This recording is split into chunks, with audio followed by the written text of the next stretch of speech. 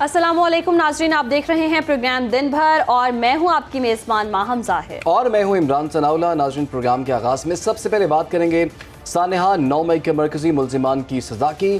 पाक फ़ौज के शोबा ताल्लुकात आमा ESPR ने कहा है कि सानेहा 9 मई 2023 में मुलव्विस इमरान खान के भांजे हसन न्याजी समेत मजीद 60 मुजरिमों को 10 साल तक कैद बामुशक्कत की सजाएं सुना दी गई हैं। ISPR के मुताबिक सुप्रीम कोर्ट के फैसले की रोशनी में सानेहा 9 मई में मुलव्विस मजीद 60 मुजरिमों को फील्ड जनरल कोर्ट मार्शल ने सजाएं सुना दी। ISPR का कहना है कि फील्ड जनरल कोर्ट मार्शल ने तमाम शवाहिद की जांच पड़ताल, मुजरिमों को कानूनी हक की यकीनी फराहमी और कानूनी तकाज़ों के मुताबिक कार्रवाई करते हुए ये सुनाई है। जी बिल्कुल। और अब से कुछ देर कबल अता तारड़ ने प्रेस कॉन्फ्रेंस भी की इस मामले के हवाले से। उन्होंने क्या कहा, ये भी देख लेते हैं। कि दिफाई इदारों को कमज़ोर करने की कोशिश की गई और मुल्क की दिफाई तनसीबात पर हमले किए गए, ये बाकायदा एक मजमूम साजिश थी बानी चेयरमैन PTI की तरफ से। और ये मास्टरमाइंड जो थे इस सारे हमलों के, वो बानी चेयरमैन PTI थे और उनके जो रुफ़का थे सारे, उन तमाम ने इसकी मनसूबा साजी में हिस्सा लिया। तो ये जो 60 मुजरिमान जो आज कैफरे किरदार तक जिनका केस पहुंचा है, पहली बात यह है कि ये केस उजलत में इसका फैसला नहीं किया गया। ये बाकायदा तौर पे इस पे बहुत टाइम सर्व किया गया प्रोसिक्यूशन की तरफ से और प्रॉपर एविडेंसेस जो हैं वो कोर्ट में सबमिट की गई। इसी मामले पर बात करने के लिए हमारे साथ मौजूद हैं चेयरमैन जवानान पाकिस्तान पार्टी अब्दुल्ला हमीद गुल साहब और साबिक chairman member executive committee Pakistan bar council advocate Hasan Raza Pasha साहब भी हमें ज्वाइन कर चुके हैं। सबसे पहले अब्दुल्ला हमीद गुल साहब, आपकी जानिब आऊँगी। कहिएगा, जैसे कि 60 मुजरिमान को अब सजाएं सुनाई गई हैं, इससे कल 25 मुजरिमान थे जिन्हें सजाएं सुनाई गई थी, और जैसे कि अता तारड़ ने कहा कि मास्टरमाइंड जो है वानी PTI हैं, तो अब आपको क्या लगता है जो मनसूबा साज थे, जो मास्टरमाइंड थे, उनके गिर्द शिकंजा कितना कसा जाएगा, कितनी आगे मजीद कार्रवाइयाँ होंगी?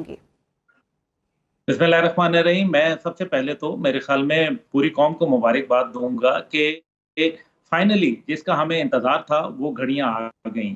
और ख़ास तौर पे जो इमरान खान साहब के जो भांजे भतीजे हैं, वो आप देखें हसन न्याजी को, कि उन्होंने जो हरकत की थी उसके ऊपर उनको तो बहुत कम सज़ा मिली। मैं आपके लिए सुनों के लिए बताना चाहता हूँ, नाजरीन के लिए, कि अंग्रेज़ जो थे जब वो इस खित्ते के ऊपर राज कर रहे थे तो उस टाइम पे वर्दी में किसी के साथ अगर बदतमीजी कोई करता था या वर्दी की बेतौकीरी करता था तो हैंग टिल डेथ, यानी कि सजाए मौत जो है वो दी जाती थी। ये था आलम। हम लोगों ने मजाक बना के रख दिया। गैर मुल्की एजेंडे को तकमील करने के लिए दुश्मन की घिनौनी साजिश को अमली जामा पहनाया गया 9 मई को, और उसके लिए जो आलाकार थे वो आपके सामने है। आहिस्ता आहिस्ता वो अपनी जो मंतकी अंजाम है उस तक पहुंच रहे हैं। जहां तक ताल्लुक है मौजूदा सूरत हाल का, मैं समझता हूं कि पाकिस्तान की सिक्योरिटी इदारों पर हमला करने वाले, पाकिस्तान की सालमियत और पाकिस्तान के दिफा से खिलवाड़ करने वालों जी, बड़े आम नुकात आपने उठाए हैं अब्दुल्ला हमीद गुल साहब। प्लान किया, जी जी जिन्होंने उसको एग्जीक्यूट किया। जी जी जी जी जी, आप कुछ बात जी, कर रहे थे। फरमाइए जी, जिन्होंने प्लान किया, जिन्होंने उसको एग्जीक्यूट किया, जिन्होंने उसको अमली जामा पहनाया, उन लोगों के लिए इसलिए सख्त सजाएं होनी चाहिए कि पूरी दुनिया में एक मिसाल बन जाए। बल्कि मैं आज यहाँ आपकी वसातत से कहना चाहूंगा कि हुकूमत वक्त से कि मेहरबानी करके ऐसे तमाम लोग जिन्होंने 9 मई की वाकयात के अंदर सहूलतकारी की या अमली काम किया, उन लोगों के ऊपर जो है उनका क्रिमिनल रिकॉर्ड बनाया जाए। क्रिमिनल रिकॉर्ड बना के इमिग्रेशन को दिया जाए और पूरी इंटरनेशनल वेबसाइट्स के ऊपर उनके नाम डाले जाए, ताकि वो पाकिस्तान से बाहर कभी भी ना जा सके, और पाकिस्तान में भी जब वो काम करने के लिए दरखास्त दें तो किसी सरकारी महकमे के अंदर उनको जगह ना मिल सके, ताकि ये हमें कड़वे घूंट पीने पड़ेंगे। लेकिन साथ ही साथ इसके अंदर जो अहम बात है वो ये है कि पूरी पाकिस्तानी कौम जो थी वो 9 मई के हवाले से मुस्तरब थी, जबकि दूसरी तरफ अमेरिका की जानिब से, यूरोपियन यूनियन की जानिब से, बरतानिया की जानिब से जो है प्रेशर डेवलप किया जा रहा था। कल वो बात खुल गई कि जो बिल्ली थैले से बाहर आ गई कि रिचर्ड ग्रेनल ने जब ये बात कर दी, जो कि डोनाल्ड ट्रंप के इस टाइम पे स्पोक्समैन है, उन्होंने कहा कि जी इमरान खान साहब के ऊपर बात है कि उनको छुड़वाया जाए, बाकी तो पाकिस्तान के बैलिस्टिक मिसाइल का जो प्रोग्राम था वो भी सारी पाबंदियां हमने सिर्फ एक बंदे के लिए लगाई। और उन्होंने खास तौर पे जिक्र किया कि जनाब मैथ्यू मिलर जो इस टाइम पे बाइडेन इंतजामिया के नुमाइंदे हैं और तर्जुमान हैं, उन्होंने कहा कि जो मैथ्यू मिलर ने बात कही वो गोल मोल करके बात की, हम सीधी बात कर रहे हैं कि खान को रिहाई दी जाए। मुझे सिर्फ ये बताइए, मगरिब, यहूद, हनूद, यूरोपियन यूनियन, बरतानिया, क्यों तकलीफ हो रही है उनको इतनी? कौन सा उनका ऐसा एजेंडा था जिसको पाया तकमील नहीं पहुंचाया जा सका? वो पाकिस्तान को डी न्यूक्लियराइज करना चाहते थे, डी मिलिटराइज करना चाहते हैं, डी इस्लामाइज करना चाहते हैं, डी लिंक करना चाहते हैं चीन के साथ। ये उनका भयानक एजेंडा था जिसकी तकमील के लिए उन्होंने तहरीक इंसाफ और उसकी लीडरशिप का सहारा लिया। आज यास्मीन राशिद को सजा होनी चाहिए, आज अली अमीन गंडापुर को जो है कटहरे में लाना चाहिए, आज मुराद सईद को सजा मिलनी चाहिए, आज जो है उनके बानी चेयरमैन इमरान खान को सजा मिलनी चाहिए, क्योंकि पाकिस्तान की कौमी सलामती, GHQ, ISI, एयर बेसेस, हमारे MM आलम का जहाज, हमारे चागी के पहाड़, हमारे जो शोहदा की बेतौकीरी, हमारे रेडियो पाकिस्तान पेशावर को नजर आतिश करना, ये वो तमाम बातें हैं जो पूरी दुनिया में, अगर ये अमेरिका में हुआ तो आपको याद है कि कैपिटल हिल के ऊपर हमला करने के ऊपर एक आदमी जो स्पीकर की कुर्सी पे खड़ा, जी बिल्कुल, उसको भी सज़ा सुनाई गई और ठीक ठाक सज़ाएं वहाँ पर भी सुनाई गई। कुछ ऐसी सूरत हाल यहाँ भी हुई है और उसके बाद भी हमने देख लिया कि 60 मुजरिमान को तो आज सज़ाएं सुनाई गई हैं और उससे पहले 25 मुजरिमान को इससे पहले भी सज़ाएं सुनाई जा चुकी हैं। हसन रज़ा पाशा साहब, ये बताइए, जिन लोगों को सज़ाएं सुनाई जा चुकी हैं तो जब से वो हिरासत में है क्या वो टाइम भी काउंट हो जाएगा इसमें? और साथ में ये भी बताइए कि अब इन लोगों के पास क्या कानूनी ऑप्शंस मौजूद हैं? देखें, जो टाइम पास हो चुका है वो सेक्शन 382 का बेनिफिट इनको दिया जाता है। अब देखना ये पड़ेगा कि क्या जो मिलिट्री कोर्ट से सजा हुई है उन्होंने सजा सुनाते वक्त 382 CRPC का बेनिफिट दिया है या नहीं दिया, और अगर उन्होंने नहीं दिया तो एपलेट कोर्ट जो है वो ये बेनिफिट इनको दे सकती है। और अमूमन देखा है कि कानून में ये है कि जब भी कोई ट्रायल कोर्ट मिस कर जाती है, यानी 382 का बेनिफिट नहीं देती, जो वो पहले जेल में या हिरासत में वो टाइम गुजार चुके होते हैं वो काउंट नहीं किया जाता, तो एपलेट कोर्ट वो ग्रांट कर सकती है और वो टाइम इसमें गिना जा सकता है, शुमार किया जा सकता है। तो ये एक कानूनी तौर पे ये इनका हक है और वो मिलेगा मेरा ख्याल। लेकिन हसन रज़ा पाशा साहब, जैसे कि सज़ाएं जो हैं और ये जो फैसला है सुप्रीम कोर्ट से मशरूत है और सुप्रीम कोर्ट अगर इससे बरक्स कोई फैसला दे देती है तो ये सज़ाएं ख़त्म हो सकती हैं, कोई ऐसे इम्कानात हैं?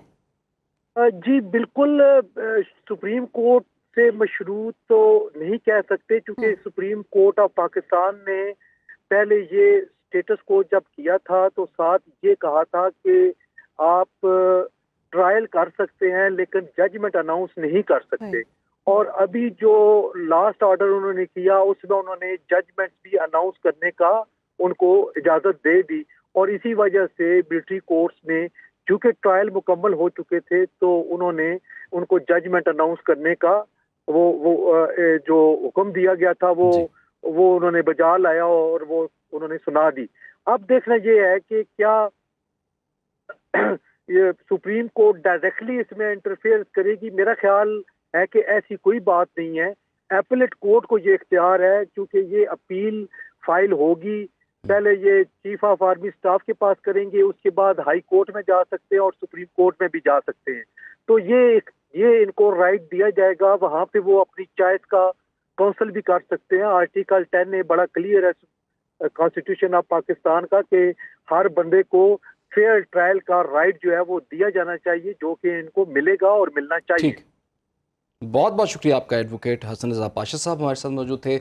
अब्दुल्ला हमीद गुल साहब आप और बहरहाल हम देख रहे हैं कि अब सज़ाएं जो हैं वो सुनाई जा रही हैं। इससे पहले 25 लोगों को सुनाई गई, अब 60 लोगों को, मजीद कुछ लोगों को भी आने वाले दिनों में ये सज़ाएं सुनाई जाएंगी और फेयर ट्रायल का हक जो है उन्हें दिया गया है। और ख़ास तौर पर जो लोग मास्टरमाइंड हैं, जो लोग इसमें मजीद मुलव्विस हैं और अभी तक उनको सज़ाएं नहीं सुनाई गई, उनको भी आने वाले दिनों में सज़ाएं होंगी। आगे बढ़ लेते हैं, आप कुछ बात कर लेते हैं बानी PTI की रिहाई और हुकूमती मुज़ाकरात की।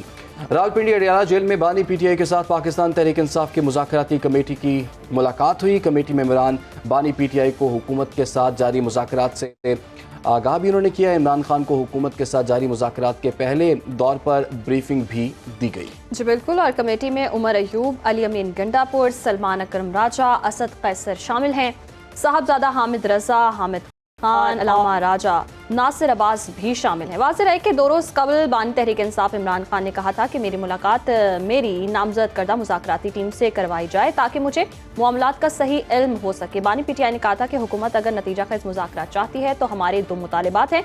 एक मुतालिबा अंडर ट्रायल सियासी कैदियों की रिहाई और दूसरा 9 मई और 26 नवंबर के वाक़यात पर सीनियर तरीन जजेस पर मुश्तमिल जुडिशल कमीशन का क़याम है। हामिद रजा ने मुतालिबात के हवाले से गुफ्तगू की मीडिया से, उन्होंने क्या कहा ये भी देख लेते हैं। ऐसा जुडिशल कमीशन बने जो सुप्रीम कोर्ट के सीनियर मोस्ट जजेस पर मुश्तमिल हो ताकि एक गैर जानिबदाराना तहकीकात हो सके। वो कौन से लोग थे जो उनको प्रवोक करके मखसूस जगहों की तरफ ले जा रहे थे, इसका तयन सीसीटीवी फुटेज से ही हो सकता है। तो ये आपने मुतालबा देख लिए कि जिस तरह से मुतालबात जो हैं वो सामने आए। कमेटी ने आज मुलाकात की बानी चेयरमैन पीटीआई से और उसके बाद उन्होंने कुछ मुतालबात भी रखे हैं और ख़ास तौर पर जो उन्होंने कहा है कि टाइम फ्रेम इन मुज़ाकरात का जो है वो होना चाहिए और वो उन्होंने दिया है 31 जनवरी तक। अगर ये मुज़ाकरात जो है वो कामयाब होते हैं तो हम अपने जितनी भी कॉल्स हैं उनको फ़िलहाल के लिए वापस लेते हैं। इसी पर हम बात कर लेते हैं। हमें ज्वाइन कर लिया हुआ है सीनियर तर्जुमा राना कैसर साहब ने। राना कैसर साहब, आपके वक्त का बहुत शुक्रिया। ये बताइए, एक तरफ मुज़ाकरात चल रहे हैं, मुज़ाकरात कामयाब होने की उम्मीदें भी जाहिर की जा रही हैं, बड़ी अच्छी अच्छी बातें करें, अच्छे बच्चे बन के बातें करें सब लोग, पहली दफ़ा हम देख रहे हैं। लेकिन उसके साथ साथ ख़ास बात यह है कि 9 मई में जो लोग मुलव्विस हैं उनको सज़ाएं भी ठीक ठाक जो है वो एक के बाद एक सुनाई जा रही हैं। तो कहीं ऐसा तो नहीं हो जाएगा कि आगे बढ़ के यही सज़ाएं जो हैं वो कॉन्फ्लिक्ट बन जाएंगी और मुज़ाकरात की राह में हायल हो जाएंगी? मेरा नहीं ख्याल इमरान के ये सज़ाएँ जो हैं वो कोई बड़ा कॉन्फ्लिक्ट पैदा करेंगी। अब ये आप देखिए, जैसे अभी बात कर रहे थे मुझसे पहले कि सुप्रीम कोर्ट में भी मामला जा सकता है, हाई कोर्ट में उससे पहले जाएगा, फिर उससे पहले आर्मी चीफ के पास भी अपील के तौर पे जा सकती हैं ये सज़ाओं का मामला। तो ये काफ़ी सारे अभी मराहल हैं जिससे इन सज़ाओं के प्रोसेस को होके गुजरना है। तो बहुत सारी चीज़ें हैं अभी होने वाली, लेकिन फ़िलहाल तो ये बिल्कुल दुरुस्त बात है कि मिलिट्री कोर्ट ने जो सज़ाएँ दी हैं वो तो अनाउंस हो चुकी हैं आज, जो 85 मुल्ज़मान थे उनके हवाले से। तो अभी जैसे मुज़ाकरात की बात है कि देखिए ये दो मुख्तलिफ बातें हैं। एक तरफ तो 9 मई के हवाले से बात हो रही है और दूसरी तरफ जो है हुकूमत और पीटीआई के दरमियान जो एक डेडलॉक था वो ख़त्म हुआ और एक सिलसिला शुरू हो गया मुज़ाकरात का। एक इनिशियल मीटिंग हो चुकी है, अगली मीटिंग जो है वो 2 तारीख को है और उसके बाद फिर 6 जनवरी को आप देखिए कि 190 मिलियन पाउंड वाला मामला जो है उसका भी केस लगना है 6 तारीख को। तो काफ़ी सारी चीज़ें हैं जो कि अभी होने वाली भी हैं, अनफोल्ड भी होंगी और उसकी क्या रिपरकशंस हैं, क्या उसका रिएक्शन आता है, वो तो बाद में देखने की बात है। लेकिन फ़िलहाल सिचुएशन ये है कि एक थॉ नज़र आ रहा है हमें कि एक दोनों अतराफ से, जैसे आपने कहा कि सब अच्छे बच्चे बने हुए हैं और मेरे ख्याल इसके अलावा कोई चॉइस भी नहीं है इस वक्त कि there is no choice to be naughty at this point in time, क्योंकि सिचुएशन जो है वो बड़ी तेज़ी से तब्दील हो रही है इंटरनली भी और एक्सटर्नली भी। सिचुएशन तो तब्दील हो रही। राना कैसर साहब, जैसे कि हुकूमती रहनुमाओं ने कहा था जी धमकाकर मुतालिबात नहीं मनवाए जाते, तो मुतालिबात तो उनके फिर भी वही हैं। वो कह रहे हैं सिविल नाफरमानी को हम जी आखिर मौखर कर देंगे, लेकिन शायद वो अभी तलवार रहेगी सिविल नाफरमानी की। तो अगर मुतालिबात नहीं माने जाते तो फिर क्या सूरत हाल होगी? देखिए 2 बातें हैं। एक तो अभी जैसे साहबजादा हामिद रजा ने बात की है जुडिशल कमीशन के हवाले से, तो इससे पहले भी मैं और इमरान और आप लोग जब बात कर रहे थे ये सज़ाओं के हवाले से, तो ये बात हमने जिक्र किया इसका कि देखिए जो मास्टर माइंड है वो तो अभी तक आइडेंटिफाई नहीं हुआ। तो ये मुल्ज़मान जो थे इनको सज़ाएं तो हो गई, लेकिन मेन जो है कल्प्रेट जो है जिसकी अभी बात हो रही है कि वो कौन है। जिस तरह साहबजादा हामिद रजा ने भी कहा कि वो सीसीटीवी की फुटेज भी आनी चाहिए, इन्वेस्टिगेशन होनी चाहिए और एक जुडिशल कमीशन जो है उसको इन्वेस्टिगेट करे कि वो कौन लोग थे जिन्होंने इंस्टिगेट किया और इन लोगों को मिसलीड करके 9 मई का जो सान्या है या वाक़या है वो करवाया। तो वो भी एक बहुत बड़ा फैक्टर है कि जब तक मास्टर माइंड का तयन नहीं हो जाता, आइडेंटिफाई नहीं वो हो जाता, उसको कटहरे में नहीं लाया जाता, तो उस वक्त तक तो ये एक इबाहम ही रहेगा कि एक्चुअली वो कौन है जिसने ये सारा मामला ट्रिगर करवाया।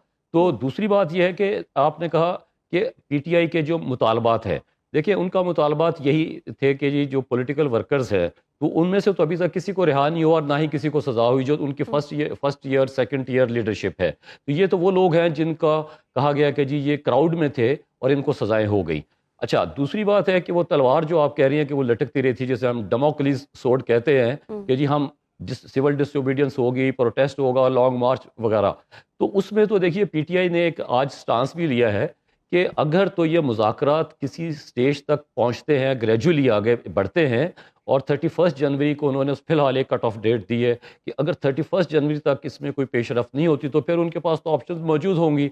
और हमेशा याद रखें कि ये नहीं हुआ करता कि अगर आप मुज़ाकरात के मेज़ पे पहुंच चुके हैं और आपने अपने तमाम ऑप्शंस जो हैं वो बंद कर दिए, ऐसा नहीं।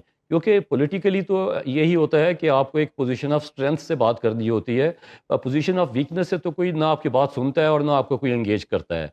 तो ये जो कुछ भी हो रहा है ये ओवरऑल मेरा ख्याल है कि सबको रियलाइजेशन है कि तमाम जो स्टेक होल्डर्स हैं कि इस वक्त हमें डायलॉग की तरफ जाना है, कन्फ्रंटेशन को ख़त्म करना और कन्फ्रंटेशन की तरफ नहीं जाने देना, क्योंकि कन्फ्रंटेशन के नुकसानात हैं। फिर उसके बाद आप देखिए कि इंटरनेशनली भी कुछ ऐसे अवामिल हैं जो कि जो ट्रिगर हो चुके हुए हैं, चाहे वो बरतानिया है, यूरोपीय यूनियन है, अमेरिका है।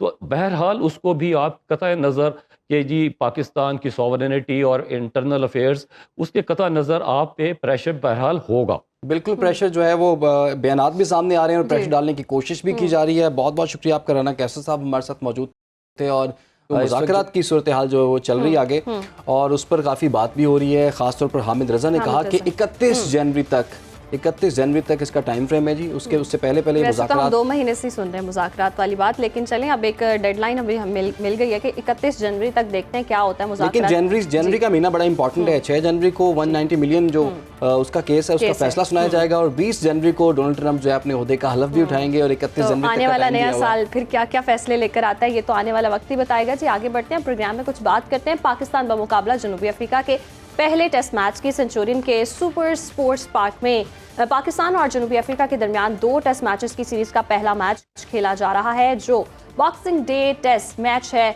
जनूबी अफ्रीका क्रिकेट टीम ने पाकिस्तान के खिलाफ टॉस जीतकर बॉलिंग का फैसला किया है और इस वक्त पाकिस्तान ने जो है स्कोर कर रहा है 179 स्कोर जी पाकिस्तान ने कर लिया है। उसकी 6 विकेटें अभी तक आउट हो चुकी हुई हैं, 6 विकेटें गवा चुका है, 48 ओवर्स हुए हैं और ये कुछ ज़्यादा स्कोर नहीं है और पाकिस्तानी टीम जो है बाकायदा तौर पर हमें नज़र आ रहा है कि मुश्किलात का शिकार भी है।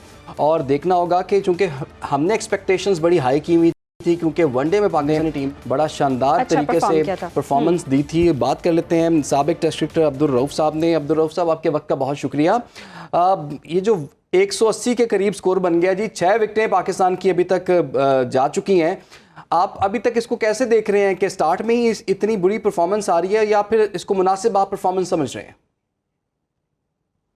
देखिए मेरा ख्याल है कि साउथ अफ्रीका की जो पिच और सेंचुरियन की पिच अपनी बॉलिंग और इसकी कंडीशंस हैं वो बाउंसी कंडीशन की वजह से ऑल ओवर द वर्ल्ड इसकी रेपुटेशन ही यही है। तो मेरा ख्याल है कि अभी अगर एक पार्टनरशिप पाकिस्तान की और लग जाती है और पाकिस्तान 250 प्लस रन करने में कामयाब हो जाता है तो मेरा ख्याल है कि पाकिस्तान के पास बहुत अच्छे चांसेस होंगे, क्योंकि इस पिच पर पाकिस्तान ने 4 सीम बॉलर्स खिलाए हैं और वो उनसे यही एक्सपेक्टेशन हैं कि जो इस पिच की बाउंस है और सेमिंग कंडीशन हैं उनको अपनी फेवर में इस्तेमाल करेंगे। मगर एक पार्टनरशिप का इस वक्त लगना बहुत ज्यादा जरूरी है जो सलमान आगा और आमिर जमाल क्रीज पर मौजूद है। इनकी जो 7वीं विकेट की पार्टनरशिप है वो पाकिस्तान के लिए बहुत ज्यादा इंपॉर्टेंट होगी। सर अब्दुल रऊफ साहब, जैसे कि 6 बार पहले भी प्रोटीज के मेहमान बन चुकी है कौमी टीम और कभी भी कामयाब नहीं हुई, अभी लग रहा है आपको कि सरप्राइज मिल सकता है कोई? देखिए बिल्कुल, क्योंकि पाकिस्तान की जिस तरह परफॉर्मेंस रही है, पाकिस्तान ने 2 टेस्ट मैचेस में इंग्लैंड को यहाँ पर शिकस्त दी और उसके बाद पाकिस्तान ने ऑस्ट्रेलिया को जो वनडे सीरीज है उसमें शिकस्त दी है। फिर पाकिस्तान ने अभी जो एक साउथ अफ्रीका के खिलाफ वनडे सीरीज हुई है उसमें उनको व्हाइट वॉश किया, तो उससे पाकिस्तान का जो मोराल है वो बहुत ज्यादा बूस्ट है। टीम बहुत अच्छे तरीके से जेल हुई है, परफॉर्मेंस अच्छी है और स्पेशली जो पाकिस्तान के बैट्समैन थे जो काफी अर्से से जिनका यही था ब्लेम आ रहा था कि वो साउथ अफ्रीका और ऑस्ट्रेलिया की कंडीशंस में इतना ज्यादा आमांगू नहीं होते और स्कोर नहीं कर सकते, उनकी परफॉर्मेंस वहां पर बहुत अच्छी रही है। और अभी ये जो आपने देखा होगा कि अभी टेस्ट मैच शुरू हुआ, इसमें जो कामरान गुलाम है न्यू कमर्स है, इंग्लैंड के खिलाफ भी सेंचुरी स्कोर कर चुके हैं, तो उनकी परफॉर्मेंस बहुत अच्छी रही है, उन्होंने 50 रन स्कोर किए हैं। तो ओवरऑल मेरा ख्याल है कि अगर थोड़ा सा पाकिस्तान ब्रेवरी से यहाँ पर खेलता है साउथ अफ्रीका के खिलाफ तो पाकिस्तान के पास चांसेस डेफिनेट है कि पहली दफा पाकिस्तान हिस्ट्री में साउथ अफ्रीका में शिकस्त दे सके। अच्छा अब्दुल रऊफ साहब, अगर कुछ बात करें, शान मसूद ने 17 रन्स बनाए हैं, साइम अयूब ने सिर्फ 14 रन्स बनाए हैं, बाबर आजम सिर्फ 4 रन्स बनाकर आउट हो गए हैं, कामरान गुलाम की आपने खुद बात कर दी है कि वो 50 रन्स उन्होंने सबसे ज़्यादा रन स्कोर किए हैं, सऊद शकील ने 14 और मोहम्मद रिजवान ने सिर्फ 27 रन्स बनाए हैं, सलमान अली आगा और आमिर जमाल इस वक्त बैटिंग कर रहे हैं। आपके ख्याल में जो एक्सपेक्टेशन थी इन बैटर से, तो वो शायद पूरी होती हुई दिखाई नहीं दे रही है। आपके ख्याल में क्या पाकिस्तान के बैटिंग ऑर्डर को चेंज करने की ज़रूरत है इस वक्त?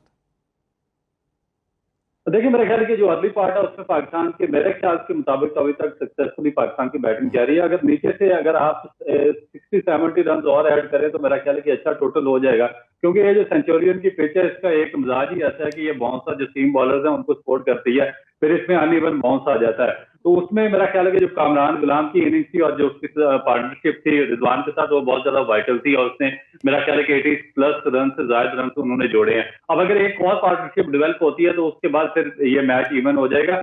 और उसके बाद जो पाकिस्तान के बॉलर्स हैं, 4 बॉलर्स, उनसे बहुत ज्यादा एक्सपेक्टेशन है।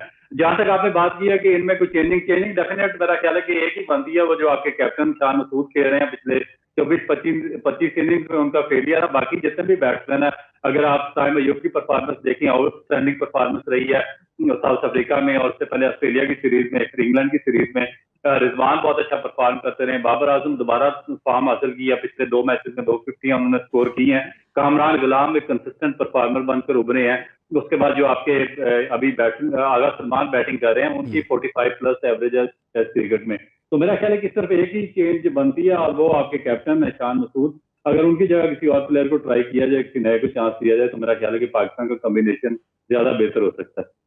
ठीक है, बहुत शुक्रिया आपका अब्दुल रऊफ साहब, आपने वक्त दिया। और टेस्ट मैच जो है वो इस वक्त जारी है और इतलात के मुताबिक तो 7वीं विकेट भी पाकिस्तान की गिर चुकी है और अभी तक 200 स्कोर पाकिस्तान ने नहीं किए। बहरहाल पिच थोड़ी सी मुश्किल है, जो स्विमिंग बॉलर हैं उनको इसमें काफी फायदा हो रहा है। अनप्रेडिक्टेबल है, कुछ भी हो सकता है और हमें सरप्राइज आप यही बात कह के अपने दिल को तसल्ली देती रहा करें। नहीं, हम अच्छी उम्मीदें रखते हैं पाकिस्तान की टीम से, तो होपफुली हम जीत जाएंगे इंशाल्लाह। लेकिन यहाँ अभी वक्त हुआ ब्रेक का, ब्रेक के बाद प्रोग्राम का सिलसिला आगे बढ़ाएंगे। वेलकम बैक नाज़रीन, प्रोग्राम में अब कुछ बात करते हैं नॉन टैक्स पेड सारिफीन के लिए बढ़ती मुश्किलात की। रवा माली साल के पहले 5 माह के दौरान टैक्स हदफ की वसूली में नाकामी और 344 अरब के शॉर्टफॉल के साथ वज़ीर ख़जाना और FBR चेयरमैन ने आइंदा 3 सालों के दौरान टैक्स टू GDP की शरह को 9 से 13% पर ले जाने का दावा किया है।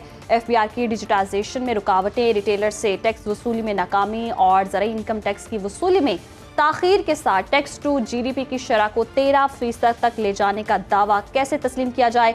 आज प्रेस कॉन्फ्रेंस करते हुए वज़ीर ख़ज़ाना मोहम्मद औरंगज़ेब का कहना था कि मुल्क में टैक्स निज़ाम में इस्लाहात जारी हैं। रेवेन्यू के अहदाफ के वसूल के लिए कोशिश है। टैक्स अहदाफ 3 साल में हासिल करने हैं, हर शोबे को टैक्स नेट में लाना है। उनका मजीद क्या कहना था, आपको वो दिखाते हैं। हमारा हदफ है 13.5% पे जाने का इंशाल्लाह अगले 3 साल में, ताकि we can get into comity of Nations.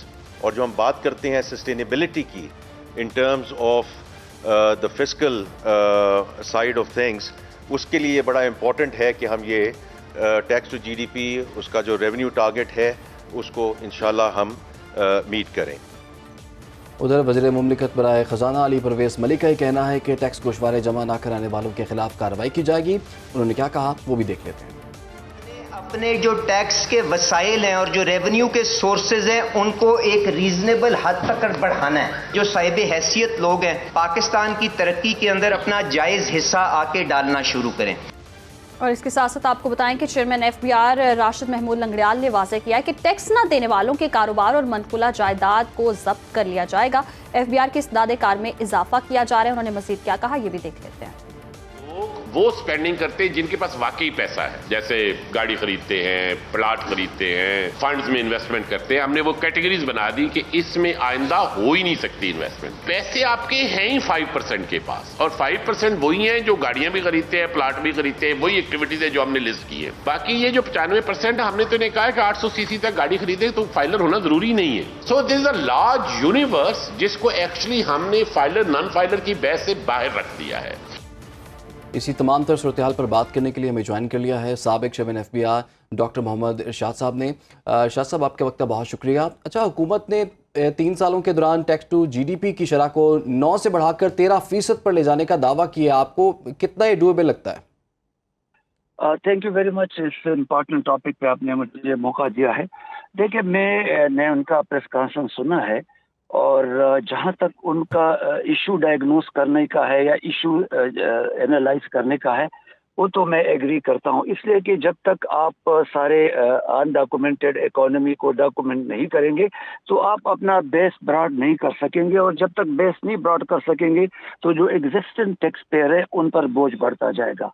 यहाँ तक तो इनकी बात सही है, लेकिन अगर आप देखें अभी रिसेंटली भी गवर्नमेंट ने इस किस्म के एक्शन लिए थे, और आइडेंटिटी कार्ड ब्लॉक करने का, उनके सर्विस जो डिफरेंट सर्विसेज के बिल्स हैं और उनके मीटर्स हैं उनके डिस्कनेक्ट करने का पासपोर्ट का, तो मुझे नहीं पता कि उनका कोई असर हुआ है कि नहीं हुआ। उनको देख के मैं प्रिंसिपली तो उनके साथ एग्री करता हूं कि उन्होंने प्रॉब्लम भी ठीक डायग्नोस किया है, और उनमें एक ड्राइव भी मुझे लग रहा है, इमोशनल अटैचमेंट भी लग रही है। मुझे अगर कोई रिजर्वेशन है तो शायद जो मैकेनिज्म है या जो मेथोडोलॉजी है उसमें मुझे थोड़ा सा लग रहा है कि शायद वो प्रोफेशनल नहीं है। डॉक्टर मोहम्मद शाह साहब, ये तो हम कब से ही सुन रहे हैं कि सबको टैक्स नेट में लाया जाएगा, लेकिन अभी तक हुकूमत की जानिब से क्या पॉलिसी अपनाई जा रही है कि सबको टैक्स नेट में लाया जाए? और आप क्या समझते हैं, जैसे कि आपने भी कहा कि टेक्नोलॉजी में बेहतरी लाने की ज़रूरत है, तो कैसे ये मुमकिन हो सकता है?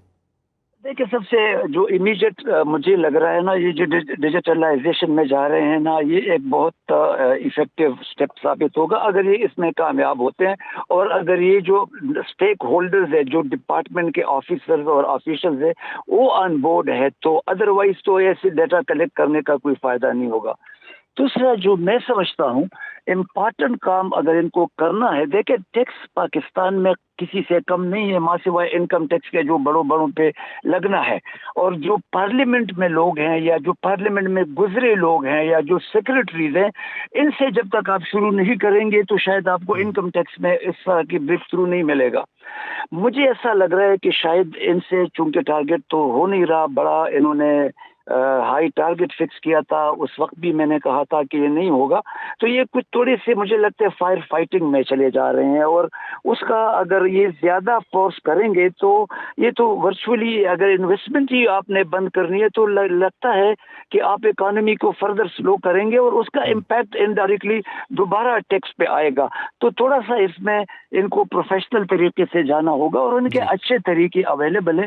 मुझे लगता है थोड़े से ये फ्रस्ट्रेट से हो गए हैं, थोड़े से गुस्से हो गए हैं, और लगता है कि जो भी सामने आएगा उनको हम लात मारेंगे। गुस्सा मैं हूँ, बेशक उसका कसूर ना भी हो, लेकिन डॉक्टर साहब ये बताइए, अभी पिछले यानी कि 5 माह के, यानी कि जो रवां साल के जो 5 माह हैं उनमें जो टैक्स हदफ मुकर्रर किया गया था, वो उसमें 344 अरब रुपए शॉर्टफॉल का सामना करना पड़ रहा है, तो टैक्स तो उनको कलेक्शन उस तरह से नहीं हो पा रही, तो फिर क्या हम मिनी बजट का इंतजार करें आने वाले दिनों में? देखिए, मिनी बजट तो शायद इनको लाना पड़े under the pressure of IMF, वरना आपको मिनी बजट की जरूरत है ही नहीं। ये जो टारगेट है ये किसी सूरत होना नहीं है, ये आप लिख ले, अगर इसी तरह जा रहा है तो एंड ऑफ द ईयर आपको 800-900 ट्रिलियन तक आपको शॉर्टफॉल हो सकता है, और इनको इमीडिएटली जाके उनको रिडक्शन क्लेम करना चाहिए, जिद नहीं करना चाहिए। ये अगर 40 बजाय कि एक एब्सोल्यूट टारगेट रखे, ये अपनी ग्रोथ अगर 40% तक रख लेते हैं, और उसमें आपका जो आपका इन्फ्लेशन भी इसी रेट से बढ़ता जाए और आपका GDP भी बढ़े, तो ये बड़ा रीजनेबल रहेगा, और ये वाकई जाके 1% इंक्रीज करेंगे एक साल में। लेकिन अगर ये इस तरह फायर फाइटिंग करेंगे तो मेरे ख्याल में ये बैकफायर करेगा, ये अपने जो ये कह रहे हैं ये होगा नहीं। ठीक है, बहुत शुक्रिया आपका डॉक्टर मोहम्मद इरशाद साहब हमारे साथ मौजूद थे। पाकिस्तान का यही बहुत बड़ा मसला है कि हमारे जो अखराजात हैं वो ज़्यादा हैं, हमारी इनकम कम है, हमारा हर साल का बजट जो है वो डेफिसिट आता है जी, और आज भी हमने देख लिया कि पिछले 5 महीनों के अंदर हमें शॉर्टफॉल का सामना है जो कि 344 अरब रुपए है। तो टैक्स देना चाहिए, और जिन्होंने टैक्स लेना है उनको टैक्स लेना चाहिए। यहाँ पर वक्त हुआ एक छोटी सी ब्रेक का।